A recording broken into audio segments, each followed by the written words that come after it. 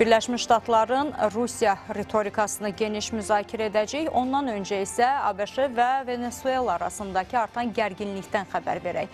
Son olaraq Puerto Rico'dakı aerodroma 10 F-35 qırıcısı göndərən Vaşinqtonun Karakasa zərbələr endirməyi planlaşdırdığına dair iddialar yayılmışdı. Venezuela prezidenti Nicolas Maduro isə Ağ Evin zərbələrinin cavabsız qalmayacağını vurğulayıb. Bu xəbərlərə paralel olaraq Rusiyanın Venezuelaya dəstək olaraq bölgəyə Tu-160 təyyarələrini göndərəcəyi bildirilir. Bunların fonunda maraqlıdır. Venezuelada yeni münaqişə ocağı yarana bilərmi? ABŞ-yə qarşı paralel olaraq Çin də Venezuelanın yanında yer alacaqmı? Latın Amerikasında nə baş verir? Süjetimiz var.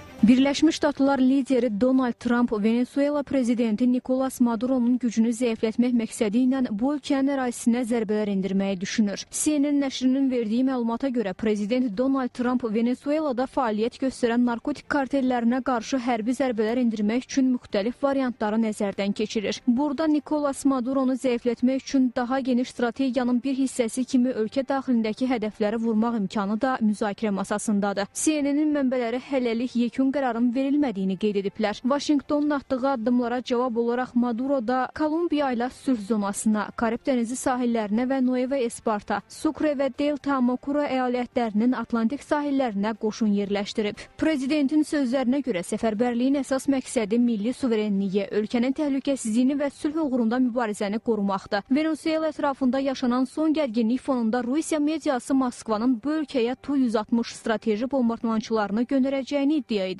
Əvvəllər də Tu-160 strateji bombardmançıları ölkənin Birləşmiş Ştatlar tərəfindən ciddi təhdidlərlə üzləşdiyi dövrlərdə Venezuelaya göndərilmişdi. Sonuncu dəfə 2018-ci ildə Donald Trump ilk dəfə Venezuelanı hərbi işğalla hədələdikdə Kreml müvafiq qərarı vermişdi. Rusiyanın Venezuela Tu-160 bombardmançı təyyarənin göndərməsi hələlik real deyil, ancaq bu haqda onlar fikir bildiriblər.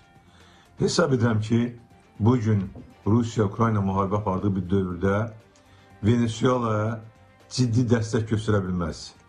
O göstərəcəyi dəstək də görünüş xatirinə olacaq. Çünki o özünün həmin raketlərdən özünün istifadə edir.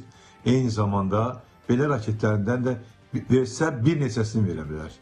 Məlumdur ki, Venezuelanın hərbi potensialı Birləşmiş Ştatlarla müqayisədə dəfələrlə aşağıdır və bu dəfə Rusiyada Karakasın köməyinə gələ bilməyəcək. Bununla belə Çinin Venezuelanı açıq formada dəstəkləməsi bütün planları pozur. Onsuz da əvvəldən bəri yüksək səviyyədə olan Pekin-Karakas münasibətləri Maduro'nun hakimiyyəti dövründə daha da möhkəmlənib. Çin indiyə qədər Venezuelaya geniş iqtisadi yardımlar və yatırımlar etməklə yanaşı, ölkə daxilində baş verən ixtişaşlara dayandırmaq üçün Karakasa müxtəlif tipli texniki və hərbi yardım da göstərib. Bütün bunları nəzərə aldıqda Venezuelada baş verə biləcək hər hansı toqquşma bir növ Çin-Birləşmiş Ştatlar toqquşması sayıla bilər. Amerika Birləşmiş Ştatlarının Venezuelaya qarşı həyata keçirdiyi hərbi və siyasi təsirlər təbii ki, Cənubi Amerika, xüsusilə Latin Amerikasında Amerikanın öz geosiyasi mövqelərinin gücləndirilməsinə hesablanır.